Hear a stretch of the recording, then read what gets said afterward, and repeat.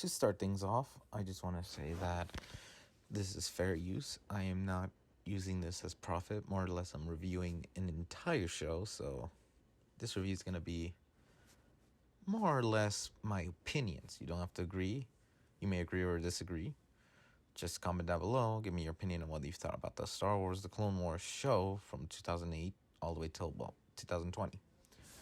Enjoy the video, and please give a like down below and subscribe for more review content like this. Star Wars The Clone Wars. One of the few shows that started off very, very off, only because it started as a movie, not including the 2003, which should deserve its own review, but that'll be for a later date. But wasn't reviewed as highly. How the character Ahsoka, who is loved by many, wasn't really as big as she is now. She wasn't liked. It wasn't like a very strong movie, but then the show, within I want to say a few seasons, got the popularity it has right now, where many people are begging for more and more episodes despite it having finished. Now, what I want to talk about is the show as a whole. The arcs it went through, the character arcs themselves, and basically how the show progressed. Let's be honest, despite it being one of the best shows that came out of Star Wars itself, it does have some flaws.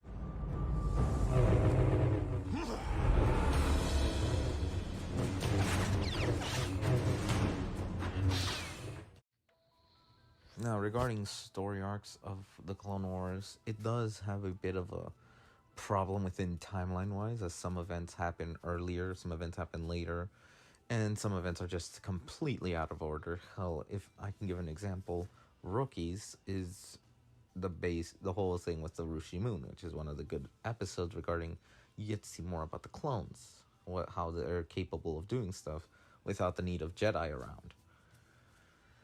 Now, that episode was after the events of season 3 episode 1, regarding timeline wise, or the Domino Squad, how they became to be, and then the episode literally after that, season 3 episode 2, is literally the episode after the Rushi Moon, which is back in season 1. So regarding Clone Wars, it does have a timeline problem where certain events of the show are consistent. Some things happen before, some things happen after. Some characters who died in one episode are back in another season in some other random episode.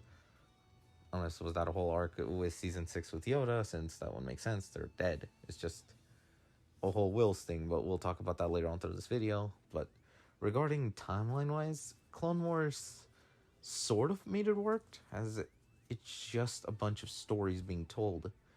Granted, eventually it started to be cohesive, where you get to see that this happens at this point in time, this happens at this point in time. And especially since Anakin, Obi-Wan, and Ahsoka had costume changes, you can tell what point in time is the events, as if they were from their season 1 and season 2, and even early season 3 outfits, you know that's from beginning of Clone Wars. If it's within season 3 to season 6 outfit, then you know it's, mid-tier Clone Wars. And then we know that season 7 outfits is literally the end of Clone Wars. So they have 3 stages of the Clone Wars.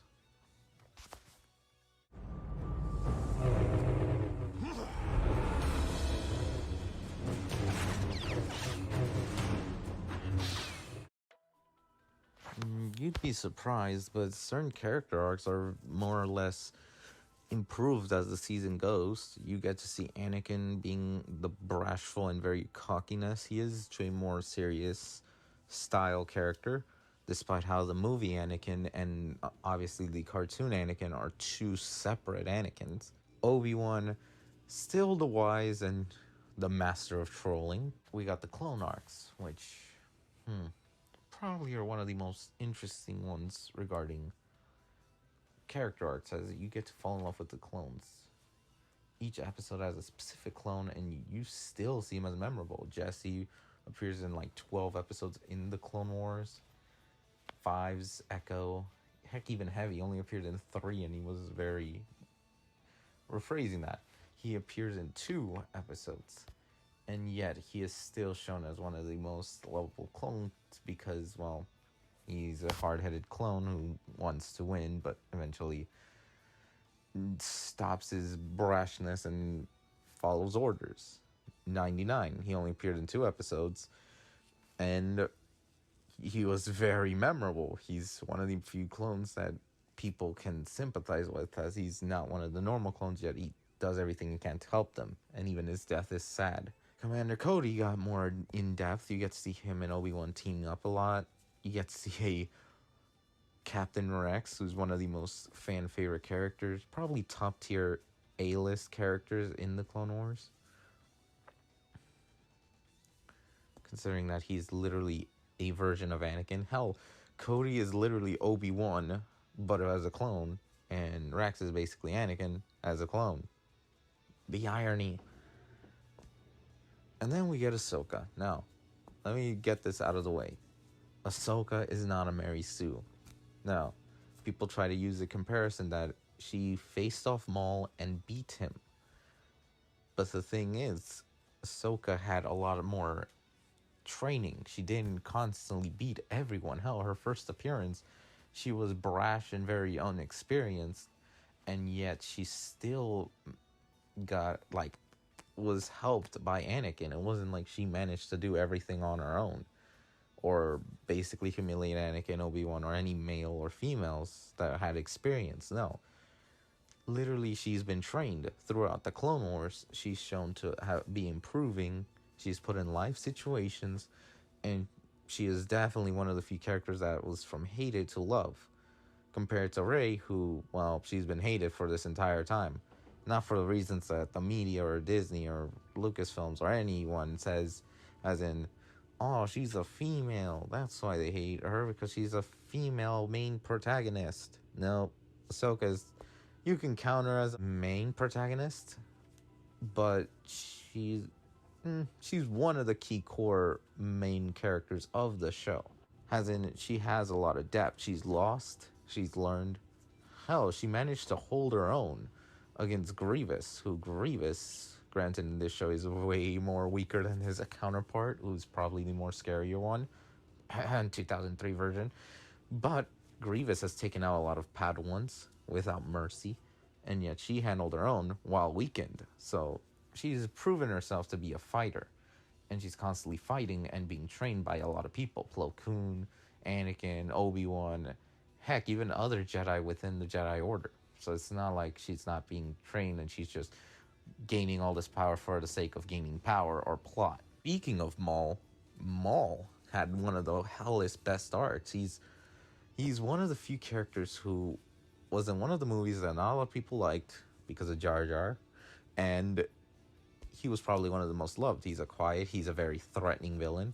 Granted, he became a one villain throwaway character, but then they brought him back in one of the most coolest ways, giving Obi-Wan his arc, giving literally any character involved with Obi-Wan tension, as you don't know what Maul's gonna do.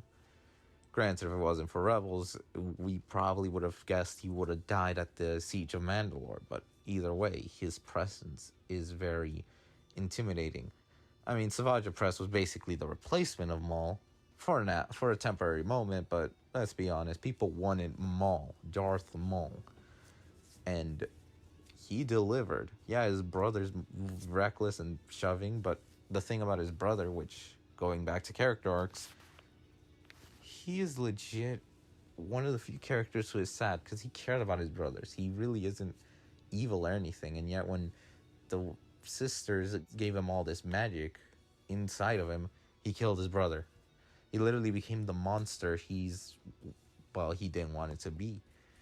And at the end of the day, when he met Maul again, he was back with the brother, but not exactly one of the most influential characters to want to be with or being trained by. Has Maul, I mean, I don't doubt he doesn't care for his brother, but in all honesty, he probably cares more about himself than anything.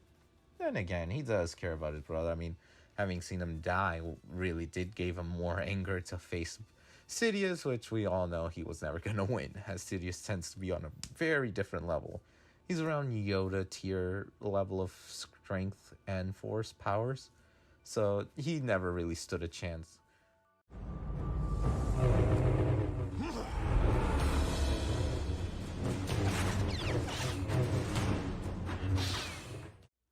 Regarding story arcs, these are one of the most important things about the Clone Wars. Granted, if the Clone Wars movie itself didn't happen, it would have just been a 3 episode arc. The episode arc would have probably been the Christophsis stuff, and then Jabba the Hutt and his son. But there are a few like mini arcs regarding Yoda and the clones being the very first episode of this entire series, which is connected to one of the episodes in season 3 regarding the whole Ryloth situation. The king of the planet that Senator Organa and, well, Senator Jar Jar Binks were in, trying to convince him, hey, help the Republic give food to the people of Ryloth. And then obviously the Trade Federation coming in and being like, nope, they are in the middle of a war. And it really played the politics better than it would in the movies, as you really are in the middle of a Clone Wars. So you're showing that the clones, this entire war has effect on a lot of systems, especially the neutral systems, considering that Mandalore was a neutral system. Yeah, the place eventually became later on as a more fighting world, so it's fighting for its own rights, but it does prove that the Clone Wars has affected each side. Heck, there's an episode regarding politics from both sides with Padme, her friend from the Separatists, who was once one of the Republicans, not literally the Republicans of this Earth anyway.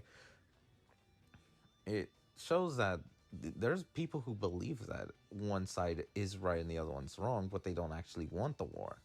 As I said, Heroes of Both Sides episode explains that even both sides would have considered a peaceful thing of just let's end the war but have separatists be like its own little nation of systems while the Republican have this nation of systems. Still, you consider the fact that that doesn't go with how Palpatine wants things to go with, as Count Dooku is just serving under Palpatine. Granted, Count Dooku would have probably wanted this if it wasn't for Palpatine's influence, as he is the orchestrator of the war, causing both sides to fight each other. Another cool arc is probably the entire arc within the Citadel, as it is probably one of the more darker arcs, as you get cloned, get chopped in half, a bunch of electrocutions, deaths, and, well, a bunch of craziness of a prison escape type storyline, with Ahsoka having gone there without listening, but ending up being one of the key players by accident. Heck, it's even alluded that it was literally by accident, and that she just has to learn that some things are just really important, that her childness needs to be stepped aside. Even she can admit that she wasn't even supposed to be on the mission. She just so happens not to get in trouble because Plo Koon, well, covered her sorry butt. But there's another arc, the whole Mortis stuff arc with the father, the daughter, and the son. How Anakin's the chosen one, and all this and that. Qui-Gon's return, an adult Ahsoka talking to a young Ahsoka. Legit, you get even evil Ahsoka facing off against Obi-Wan and Anakin. You get Anakin seeing the future of what he's going to do in the original trilogy. You get a lot of things in that entire arc, and it's one of the best, as it shows Anakin is the chosen one. Although, granted, this is going to be an added and a little rant that the Rise of Skywalker neglects this. I do not care if Anakin said he brought balance to the Force. Palpatine's still alive. He survived. He survived getting thrown off a shaft, the Death Star blowing up. It's even been confirmed that his little old, ridiculously dead body is a clone, the one in Rise of Skywalker. So the fact of the matter is this guy doesn't die. What makes you think having him being brought back is a problem? Granted, I don't want to fill this video with rants, so I'll just say this. I like how they insinuated that Anakin's the chosen one. He's the one that will bring balance to the Force. It really connects to episode 6 when he did brought balance to the Force by finally beating Sidious.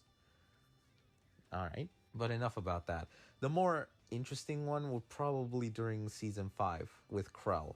Krell is one of those characters who doesn't trust the clones and stuff, and eventually turned traitor, which, well, not surprising, as a Jedi some of them have turned traitor, as in Barriss, the best friend of Ahsoka, basically set her own best friend up to be taking the fall of the explosion of the temple, which that arc is probably one of the most crazy ones to go with.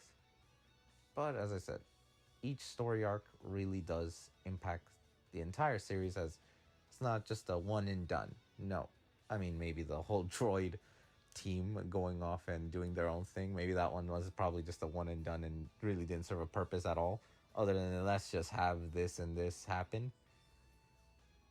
Then again, you do, for those who are saying, well, the good guys usually win. Not really. I mean, there's literally the episode where Asajj Ventress overtook on Illuminara and Ahsoka and managed to get Nute Gunray escaped.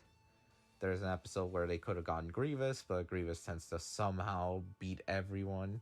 Or, well, not beat everyone, but tends to have a bit of plot armor and escape. Hell, Obi-Wan has fought Grievous so many times, and yet he's still unable to beat him until episode 3, which, well, I guess it makes sense, but and then there's obviously episodes such as when Count Dooku stopped one of the senators and, well, one of the Chancellor's old assistant, and this happened in season 6, by the way, and just murdered him, and then took on an Obi-Wan, Anakin, and all of the guys, the drug dealer guys. I don't know, but he took them all on and escaped.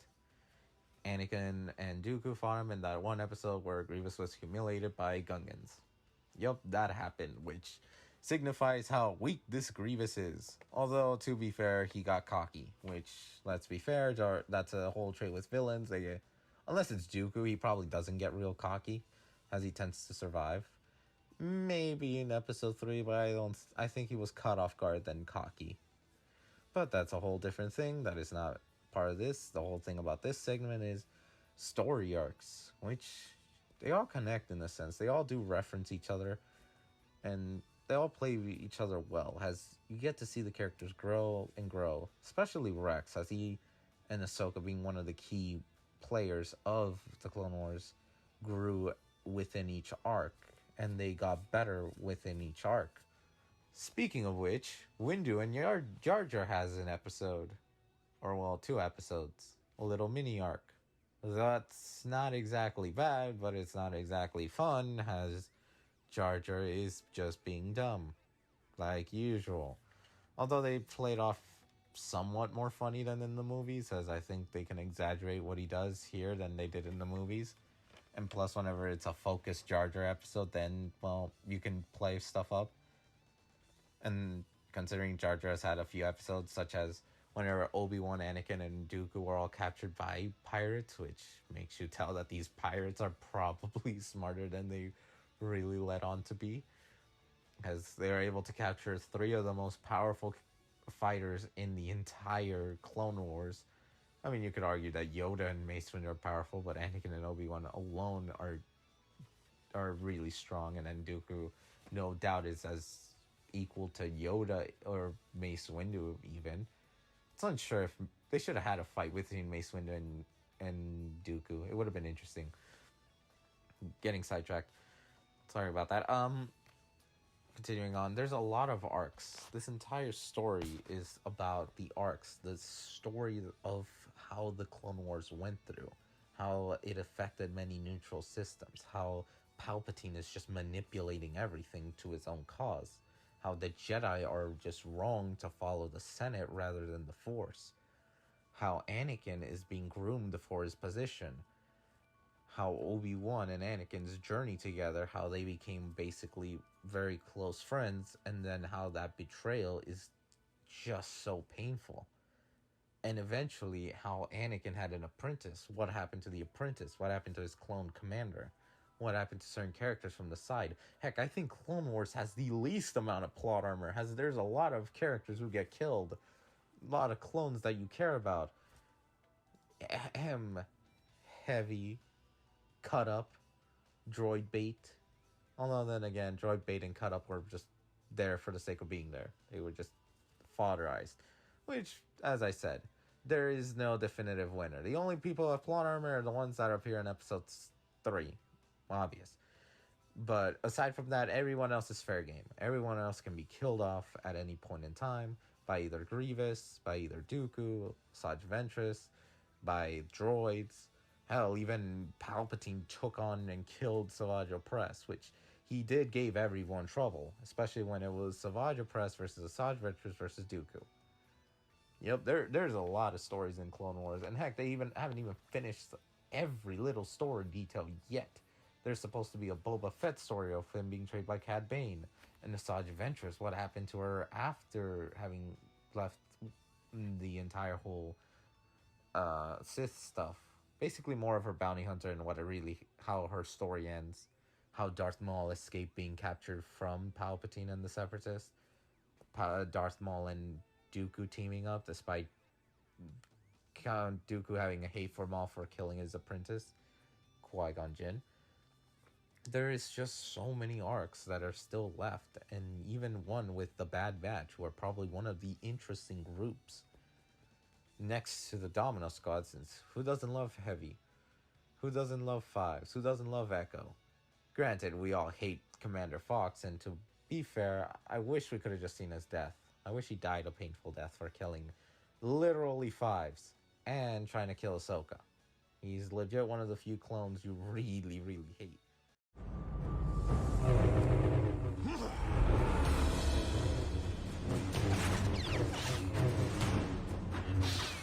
I think I've said enough. There are a few bad things, as in the first season is probably one of the weakest ones, as in it tries to be kiddish, but then eventually learns it needs to grow up. It's not exactly bad to have a kid show such as Rebels, but the thing is, the tone of the series is not like Rebels, how it's about a group and family. It's literally about war, and they needed to incorporate that a lot heavy, which is why there's a lot of brutal scenes, a lot of awesome fighting that really can be violent.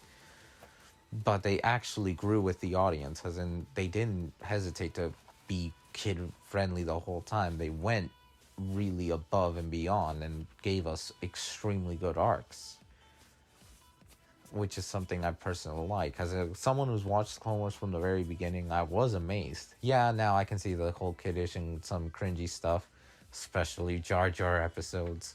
But then again, I can appreciate that they really tried to incorporate a bunch of stuff happening with a bunch of different worlds, different situations, a few hints of rebellion. Heck, there's even a character from Clone Wars that made an appearance in Rogue One. Quite literally. So you got it being canon. So those who say Clone Wars, it's its own thing, own universe, you do realize that the directors and everyone has already stated that the Clone Wars is canon. Heck, I'm gonna reference this. Ahsoka made a voice appearance in The Rise of Skywalker, one of the movies I despise. I can use as a connection that yes, it is canon. Stop saying it's not canon.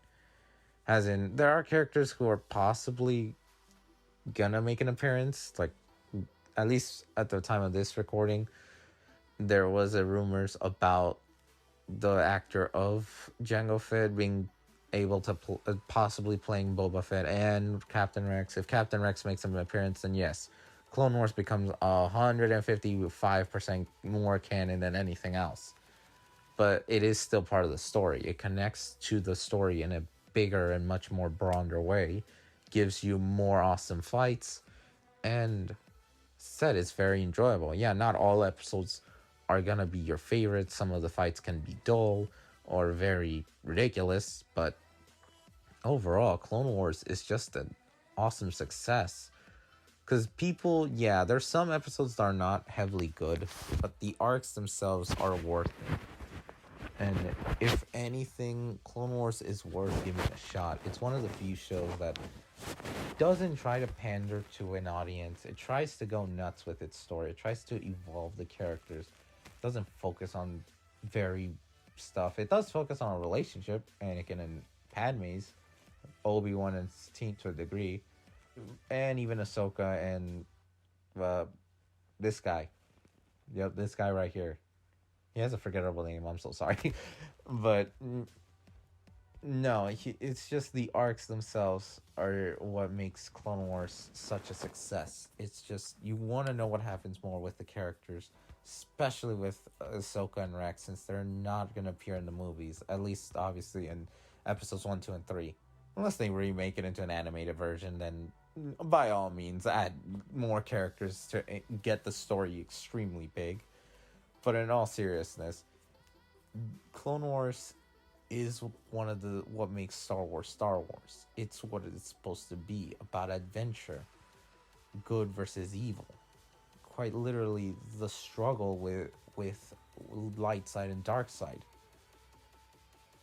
That's what Star Wars tends to be about. The story, which I hope that moving forward, if there's another season of Clone Wars, I mean, I don't mind, but we just ended it with one of the greatest arcs. Unless, of course, they do the entire Darth Maul, Son of Dathomir, the Asajj Ventress story, and even the Boba Fett being trained by Cad Bane story, then maybe I'll be intrigued and do a video regarding those. But as a review of the Clone Wars series itself, it is an 8.5, if not a 9 out of 10. It is one of the best. Yeah, it has a few lackluster episodes, some pointless encounters, and a bit too much of Grievous running away instead of being one of the most biggest threats, and not showing him just wreck like a Jedi Master or something, just like his 2003 counterpart. But hey, at least we get some Grievous and some Dooku, even Palpatine being going into action and just going nuts. We get a bunch of cool stuff.